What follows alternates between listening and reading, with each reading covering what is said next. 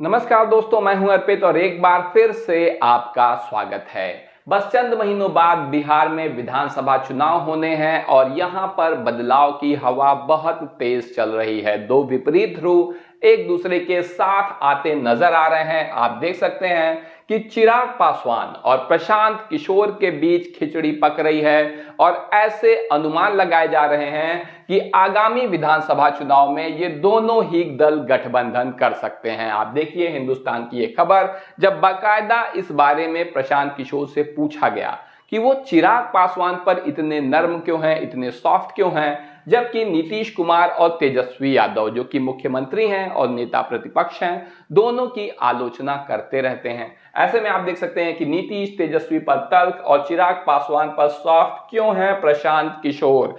पीके ने बाकायदा इसकी वजह भी बताई है कि वो ऐसा क्यों करते हैं। प्रशांत किशोर ने अपनी पार्टी बनाई है, जन स्वराज पार्टी। ये कितनी मजबूत पार्टी है, कितनी कमजोर पार्टी है, ये तो आने वाला समय बताएगा। लेकिन इसमें कोई दो राय नहीं है कि प्रशांत किशोर अपनी इस पार्टी से आगामी विधानसभा चुनाव में बड़े पैमाने पर लड़ने की तैयारी कर रहे हैं। और ऐसे में चिराग पासवान जो कि फिलहाल एनडीए गठबंधन का हिस्सा हैं, वो काफी ज्यादा बेचैन है भारतीय जनता पार्टी के साथ, क्योंकि अब वो केंद्र की राजनीति से हट के खुद को बिहार की राजनीति में स्थापित करना चाहते हैं। आप देखिए जागरण की खबर कि चिराग को विधानसभा में चाहिए 40 सीटें, जिसके लिए उन्होंने जन स्वराज से गठबंधन का भी विकल्प खुला रखा है, क्योंकि भारतीय जनता पार्टी के लिए चिराग पासवान को 40 सीटें देना संभव नजर नहीं आ रहा है, क्योंकि बिहार में कुल 243 सीटें हैं और बहुत सारे दल हैं एनडीए में। क्योंकि आपको बता दें, खुद जीतन राम मांझी भी हैं जो कि 40 सीटों से कम पे लड़ने को तैयार नहीं है। ऐसे में बीजेपी इन्हें 50 या 40 सीट कैसे दे सकती है। भाजपा के साथ असहज महसूस कर रहे हैं चिराग पासवान, जिन्होंने पिछले लोकसभा चुनाव में जबरदस्त प्रदर्शन किया था। 100% स्ट्राइक रेट के साथ इन्होंने चुनाव लड़ा था और इनके जो भी सांसद जीत के आए हैं वो सभी ऐसा चाहते हैं कि ये प्रदेश की राजनीति में आए, ऐसा इनका दावा है। आप देख सकते हैं बिहार तक की खबर कि चिराग पासवान बिहार विधानसभा चुनाव में 50 सीटों पर ठोकेंगे दावा।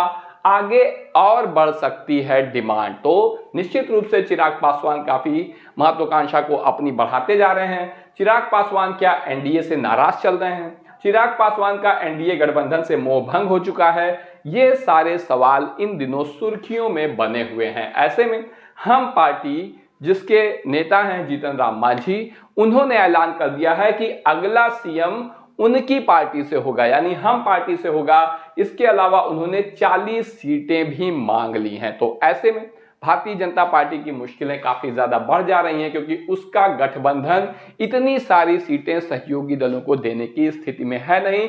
खास तौर से जब बिहार में चुनाव के बाद कौन सा दल किसके साथ चला जाए, इसका कोई भरोसा नहीं है। नीतीश कुमार इतनी बार पलटी मार चुके हैं कि इस बात पर विश्वास के साथ कुछ नहीं कहा जा सकता कि कौन सा दल कब तक किसके साथ है। ऐसे में भाजपा चिराग को अधिक से अधिक 20 से 22 सीट देना चाहती है।